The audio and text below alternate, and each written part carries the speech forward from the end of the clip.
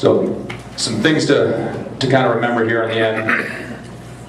No doubts, swimmers must believe 100% that they're going to succeed. We as parents and coaches must help them with this. You guys as teammates must help your teammates believe in themselves and believe in what we've done. Another saying I like, belief in limits creates limited people. Communicate with your coaches. Don't wait till the end of the season when it's too late to fix something that may be fixable. Ask your coaches the questions. Tell them how you're feeling so they can make the adjustments for you. It drives us as coaches nuts to hear after the fact that, these certain things weren't done. Why not?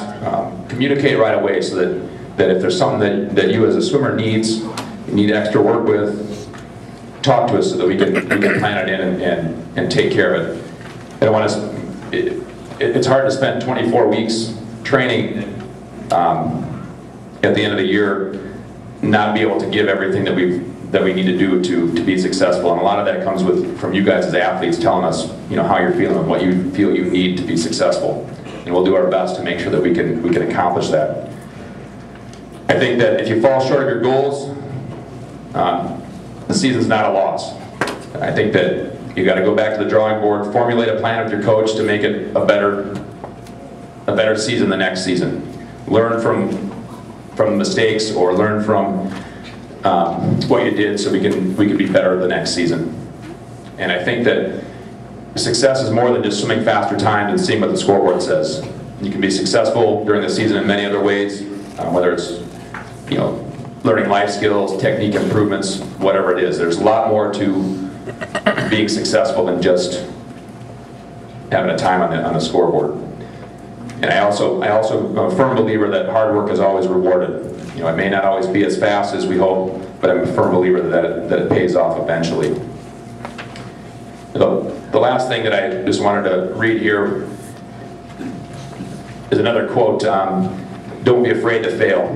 Successful people are not afraid to fail. They have the ability to accept their failures and continue on, knowing that failure is a natural consequence of trying. The law of failure is one of the most powerful of all. You only really fail when you quit trying. Anybody have any questions about tapering? Anything that Michael and I could answer?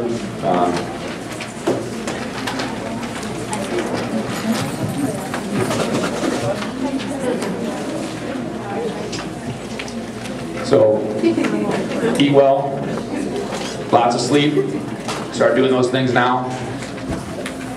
We're talking about shaving down for the kids. A lot of them don't know about that. About shaving? Yeah. How many swimmers here shave before their big meet? Okay. You may know why. What? Mental? Yeah. There have been studies that have shown that you can improve. By how much? Yeah. What percentage? 1 to 2%. 1 to 2%. What is 1 for 2% of your time? How many older swimmers do we have here that shaved when they were competitors? That was the fun time of the year. I think it's a kind of a maybe a little bit different now with the new suits that, when we swam, you wore the smallest suit you could fit into, and nowadays you've got suits that, up to 4 or 5 years ago that you'd see kids wearing suits that would be all the way from their ankles all the way to their wrist.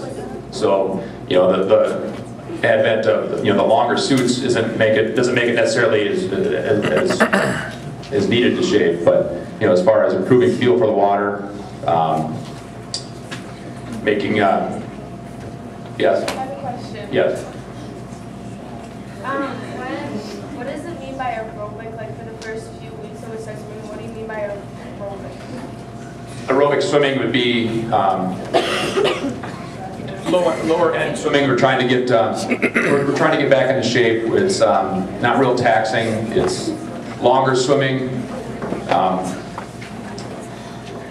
We're doing things that are low heart rates, longer distances, not super challenging. We're trying to get back into shape. It's more of a the aerobic races would be the longer races. Anything that's 2 minutes or above would be more of an aerobic race.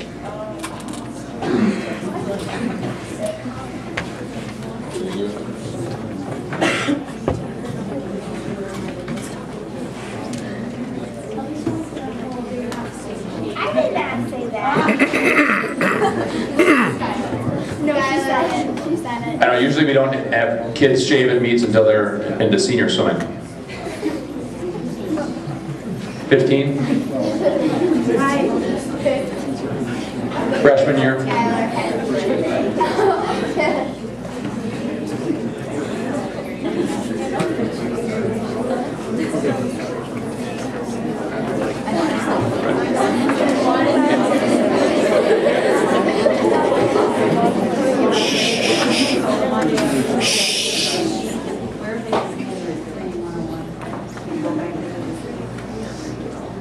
We'll start coming back up and start doing more aerobic work in that EN2 range. And because a lot of the time in the last couple of weeks, we're spending more time doing pace work. We've kind of cut back a little bit on some of the aerobic work.